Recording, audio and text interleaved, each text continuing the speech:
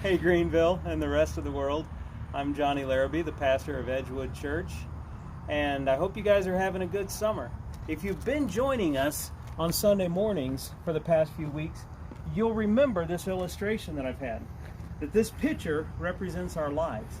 We've been in a series that started on Pentecost Sunday about being filled with the Spirit. And this picture is our lives. The problem is these things in our lives that keep us from being fully filled with the Spirit. We see in Ephesians 4 this big list of things that we need to stop lying, we need to stop stealing, we need to stop cheating, we need to stop being immoral. All these things that look like a list of do's and don'ts, but the truth is, it's a list of things that, hey, if you want to be filled with the Spirit, let's get rid of this stuff so that you can be filled with the Spirit. And we talked about honesty. We talked about thanksgiving for things that help us get rid of all this stuff.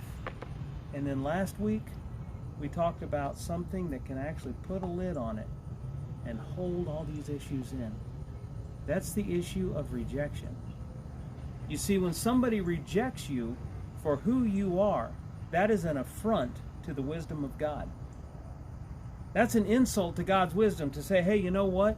You're not coordinated enough. You're not smart enough. You're too skinny. You're too fat. You're too weird. Your ears are too big. Whatever it is, if somebody rejects you for the way that God created you, that is an affront to God's wisdom, and it makes us doubt His wisdom. So what do?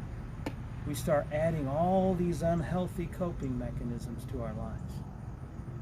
And if you were with us on Sunday, you saw how all these secular psychiatrists say that the things that are a result of rejection end up being lying and gossiping to tear down others. It's cheating.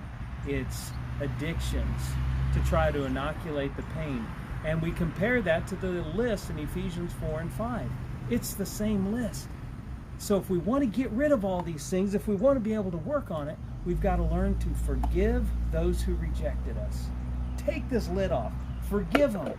Even if you're never going to see them again, get rid of it and say, Heavenly Father, help me get rid of all these things, all of these unhealthy coping mechanisms, all of these strongholds, all of these sin patterns that I've developed to try to compensate for the rejection.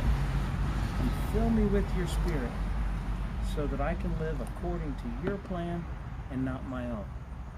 This week, we're going to talk about bitterness, the root of bitterness, what it is, why it's so dangerous, and how to get rid of it. So join us at 10 o'clock on Sunday morning at Edgewood Church.